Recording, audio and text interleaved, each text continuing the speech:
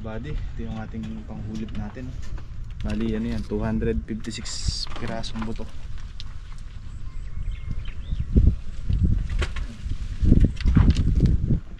Mga 2 to 3 days labas na yan. May mga lutik na to. Tinula namin dito para hindi humaba yung ugat sa basahan. Tubig.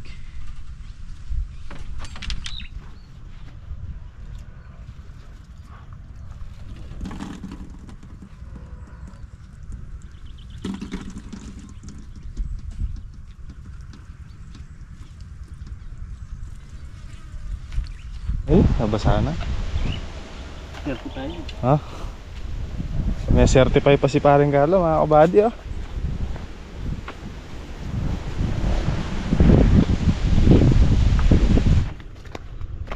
Ito mga kabady. Bago tayo magtrabaho, kakape muna tayo. Pero kapunta na tayo dito sa dulo. Doon tayo magkakape. Basta tayong mananghalian.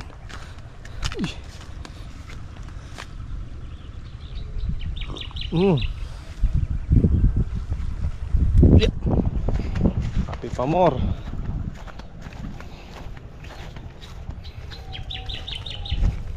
Yeah.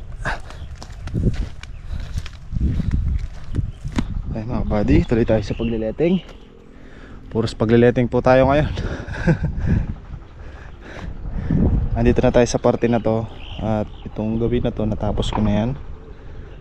Yung isang block doon tapos na lahat. So dito naman tayo pag ganyan. Tapos ito na yung huli. Mas na to mga kabady. Kung ikukumpara natin tong tanim na to mga kabady, kung matatandaan nyo yung di ba nagampalay tayo dati doon sa kabila, ano yun, 7 lata. So ito halos sa doble. So hindi naman sa nagbibilang tayo na sisiw mga kabady. Nga to si gulat ako. Si Bantay. So doon ay pinakamalakas nating pitas doon ay nakaka 1,200 plus kilos tayo doon. So dito titingnan pa natin mga kabady kung ilan o kung gaano. Dahil doble yung laki, no, doble yung laki nito kaysa doon sa unang tinamnan natin ng ampalaya. So kagabi umulan, kaso mahina mga kabady, kaya tuloy pa rin sa pagpapatubig. So dapat papatubig din kami dito sa ampalaya, yung unang block, yung natapos nating letengan, yung nauna nating tinamnan. Kaya lang wala si Chong. Bukas na lang siguro. Kami ni Kuya Rodel baka mapunta kami bukas sa kabila. Gawa nang naitanim na daw yung mais doon nung kahapon yata o nung makalawa. Patuyo kasi yun at kailangan patubigan muna natin mga kabady para hindi maano sa init, hindi maano yung buto sa init mga kabady. Kaya eto, dito kami ni Kuya Rodel. Si Kuya Rodel naglalagay ng pinakapamakpak ng ating balag. Ito yun mga kabady. Ito na kasi yung mga poste natin. Tapos ito yung sergahan. Ayan. Tapos dito siya naglalagay ito. Kasi tinamnan din namin to mga kabady. Sayang din yung space eh. Pagka kasi din natin tinamnan, imagine niyo kung gaano kalapad. Ito yung isang poste. Tapos ayun yung isa. So kung wala yan, napakalaki. Sayang yung space. Sabi ko magkakadamo din yan. Kaysa sa dadamuhan natin nang wala naman tanim, tamnan na natin para hindi rin masagwa kasi masyadong malapad. So ngayon sakto lang ito. Ito yung pinakadaan natin mula dito sa poste na to. Saka ito. Halos 1 meter. Mahigit pala 1 meter, mga 1.5 kalahati. So kasya na tayo dito. Kung maglalabas man tayo ng mga gulay, medyo maluwag pa naman mga kabady. Kasi naka-stretcher naman tayo dyan eh. Tapos doon palabas. So ang magiging daanan dito, isa. Tapos yung kabila ng 2. Tapos meron pa sa gawin doon 3. Tapos yung pinakadulo 4. Tsaka yung pinakadulo doon 5. So 5 yung pwede natin pag tagusan na ganyan dito. So yun mga kabady, na-explain ko lang sa inyo. Naglagay na si Kuya Rodel. Doon muna siya nag-aalambre, yun sa may kabilang paligi. Pakita ko sa inyo mga kabady sa kabila yung meron ng alambre. Sayang din kasi, di ba mga kabady, nandito na rin, may tanim na rin, kaya lubos-lubosin na natin. Sulit na natin yung kung pagdadamo natin tsaka pagtutubig.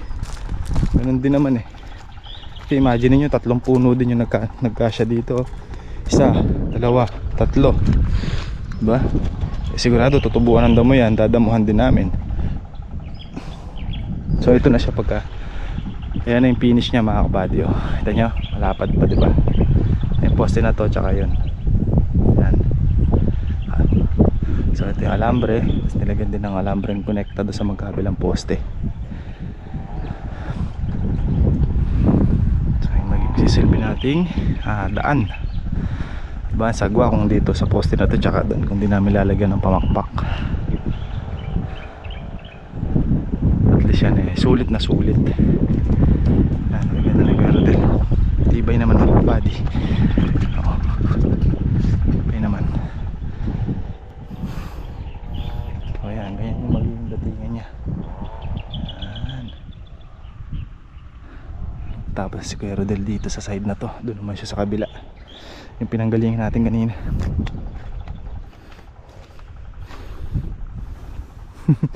Natuwa ako doon sa nag-comment na ano eh, sabi niya yung pinagkaiba daw noon tsaka yung ngayon. Dati daw maraming views, ngayon daw wala na. Okay lang konti yung views, okay lang konti yung views basta solid na may mga nanonood sa'yo.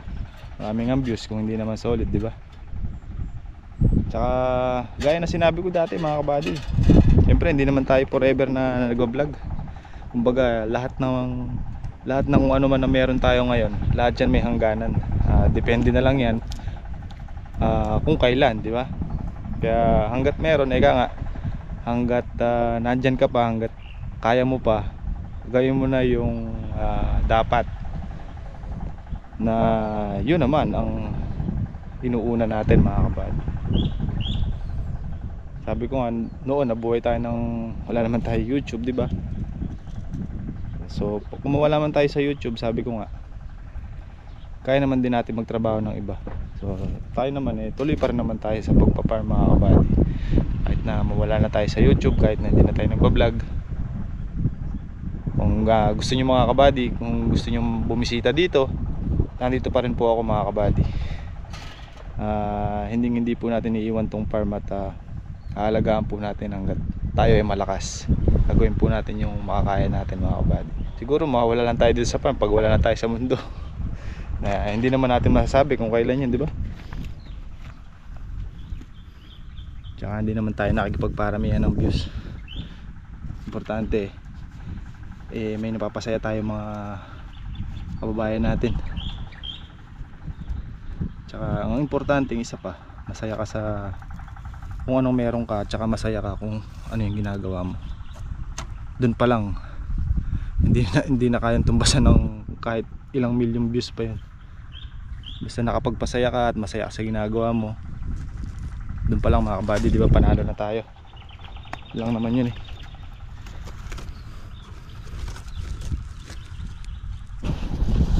Kaya nga dati, di ba mga kabady, pangarap ko yung tayuan ng bahay, sariling lupa, magkaroon ng sariling bahay. Yung masasabi namin sa amin talaga, tinupad lahat ni Lord yun mga kabady. Tsaka kayo mga sumusuporta mula noon hanggang ngayon. Tinupad nyo po yung pangarap ko na napakahirap abutin noon. Sa awa ng Panginoon, eka nga, at saka sipag, tiyaga, saka yung tiwala sa sarili, naabot natin mga kabady. Kumbaga sobra pa yung binigay na biyaya ni Lord sa atin.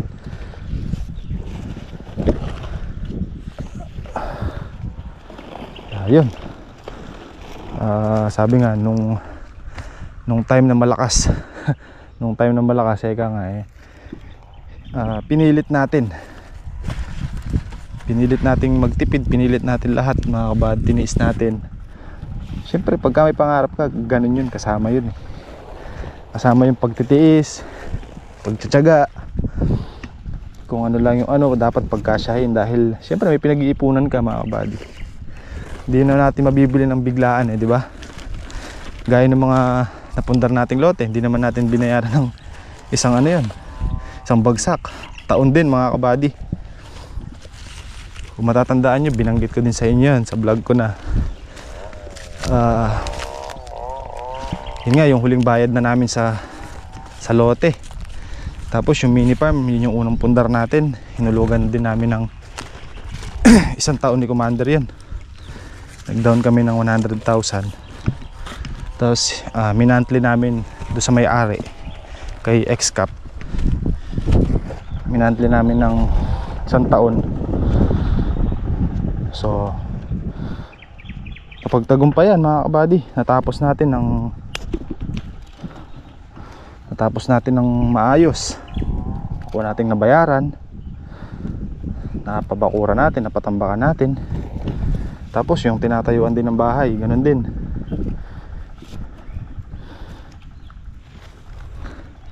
Inoffer sa amin ni Kapitan kahit na wala tayong hawak na pera. Kumbaga ang pinuhunan namin una yung tiwala ni Kapitan Sabi namin, sige, kung bibigyan niyo po sa amin, kukunin po namin, pero sa ganitong buwan po kami makapagbigay. So wala daw problema, basta daw kami. So ibig sabihin, nagtiwala sa amin si Kapitan, di ba? Kasi kung wala naman siyang tiwala, ba't niya ibibigay sa amin nang wala kaming binibigay na pera pang down sa kanya, di ba? So sabi namin mag-asawa, talagang ganon. Kumbaga nagtiwala si Kapitan, kailangan nating ingatan yung tiwala niya sa atin. Na yung tiwalang yun huwag natin sirain dahil hindi biro yung pinagkatiwala niya sa atin. Kaya yun, natapos din natin mga kabady. Kaya yung mga nakakaraang ilang taon na yan mga kabady, halos puro bayarin. Kaya halos wala talagang natitira. Tapos nung natapos nga namin di ba, natapos natin mini farm. So na kami ng maluwag dahil kahit pa paano meron na tayong sariling pundar. Nasa apartment pa kami ni Kapitan nun mga kabady. Tapos ayun, yung katabi nung bakanting lote mga kabady, sa may, di ba, bahay na, yung bahay tapos may bakante. Yun yung kasunod naming kinuha kay Kapitan. Yun yung inalok niya sa amin. So sa mabilis na salita mga kabady, natapos na namin yung pinagkatiwala ni Kapitan. Yung tinatayuan naman ng bahay namin, meron na talagang may-ari nun. Kaya lang parang hindi na kayang tapusing bayaran. Yun ang sa amin ni Kapitan. Ngayon tinanong sa amin ni Kapitan kung gusto namin. So ganoon na naman ang nangyari. So pumayag na rin si Kapitan. So sige, hulog na naman, taon na naman. Tapos kamakailan lang mga kabady, siguro wala pa yata isang taon nung matapos namin bayaran yung tinatayuan ng bahay namin na yun, di ba?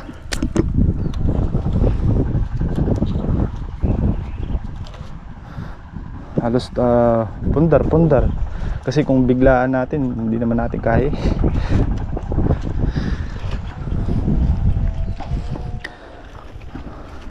Tapos yung dito sa may tindahan, tapos meron pa palang isang lote mga kabady dun sa may tabi ng apartment ni Kapitan.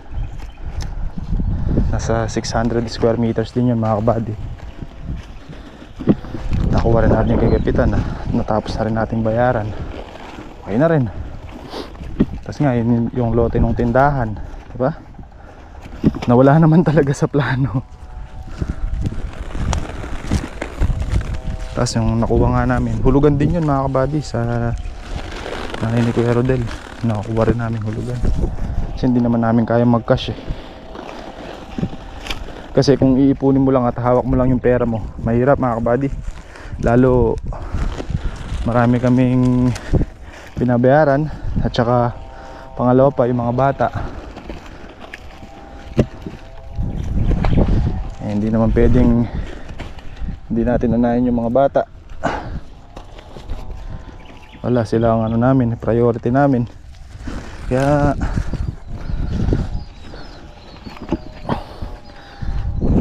malaki rin ang mga kabady, sobrang laki. Sobrang laki ng naging tulong nyo tsaka ni YouTube sa amin mga kabady. Sabi nga kahit gaano kalaki yung kinikita mo pagka hindi mo pinag-ingatan, ngayon maliit man yan, basta alam mong i-handle, makapagpundar ka.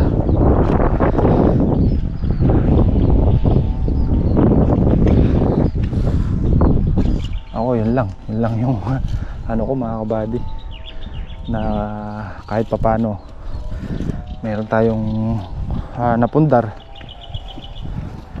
Hindi ko masasabing konti kasi ilang lote din yun mga kabady. Ang lote mga kabady, diba, hindi na bumaba ang presyo, pataas ang presyo.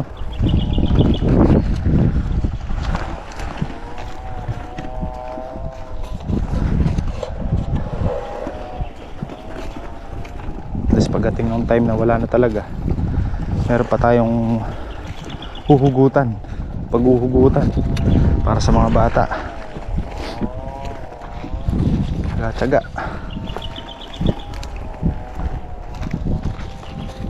talagang buhay, kailangan alam mo lang i-handle,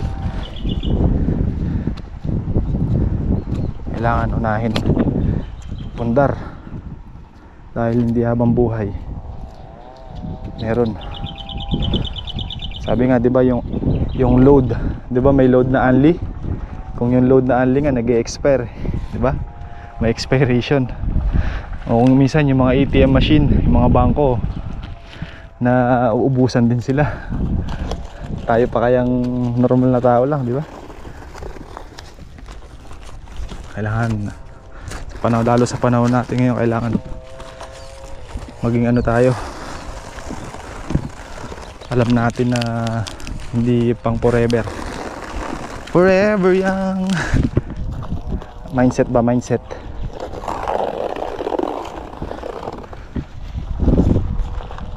Tapos ano pa, yung mga pag-aaral ng mga bata, kahit pa paano nasusurvive natin, pag-aaral natin sila sa gandang eskwelahan, diba? Doon pa lang mga kabady, laking pasasalamat ko na eh. Lahat naman ng yun mga kabady, kasama ko kayo, sama tayo lahat mga kabady. Dahil kung wala kayo, wala rin kami dito. Hindi kami magkakaroon ng pundar namin, dahil yan sa suporta nyo, tiwala nyo mga kabady, na taos puso kong pinagpapasalamat sa inyong lahat. Thank you ng marami. Simpleng video, napapasayaw kayo, napapatawa ko kayo, natanggal ko yung stress nyo. Maraming salamat mga kabady. So masyado na mahaba yung kwento ko sa inyo, at ako naman nagsishare lang din na kahit wala na o kahit mawala na tayo sa YouTube, hindi naman ako natatakot mga kabady, kasi hindi naman sa nagmamalaki ako dahil nakapundar ako. Dati nga nabuhay tayo nang walang YouTube, so kaya rin natin mabuhay kahit mawala na tayo sa larangan ng pagbablog mga kabady. Basta sipag lang at saka tiyaga. Pero sa ganitong trabaho mga kabady sa farm, siguraduhin ko naman na hindi magugutom yung pamilya ko, dahil kahit panay gulay lang, sigurado makakaraos kami. Nasa diskarte, sipag, tiyaga, yan ang kailangan. Dahil every gising is a blessing mga kabady. O kung minsan naman every gising is a gastos. Sir Joey. Aray, mag-letting na tayo. Masyado na time lapse muna tayo mga kabady. Time lapse, pasok!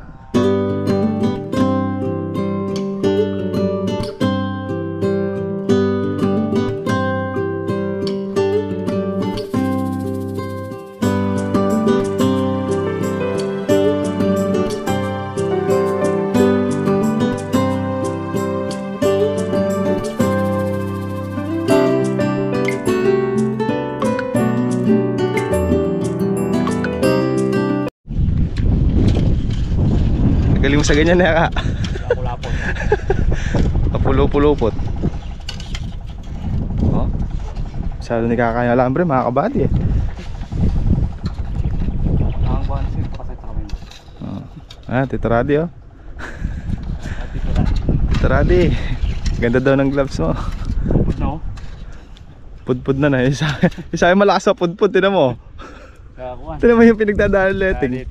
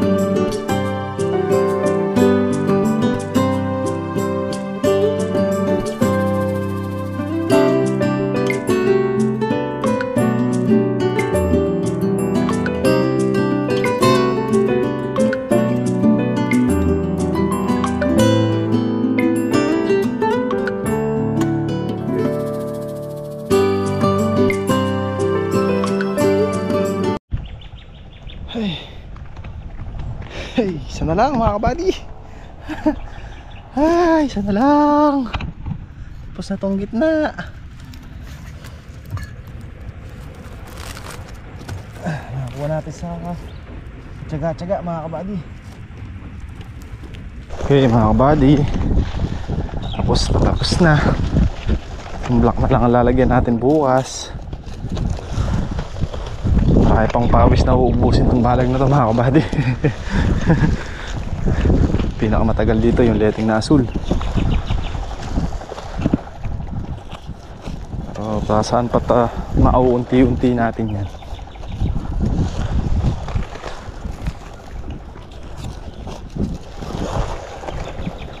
Dami ko rin naletingan ngayon ah. Itong isang block na to tsaka yung kalahating block nag-seedon.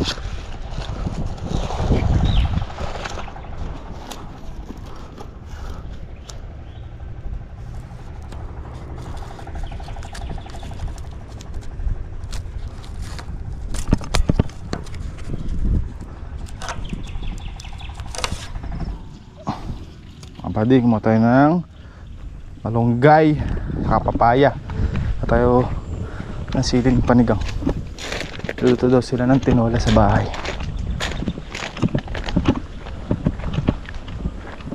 May hatang bunga. So ayan mga kabady, hanggang din na lang yung vlog natin. Maraming salamat ulit sa panonood at sa wala niyo pong sawang suporta. Kita tayo ulit bukas. Ingat and God bless po sa ating lahat. Adjor, happy lang tayo.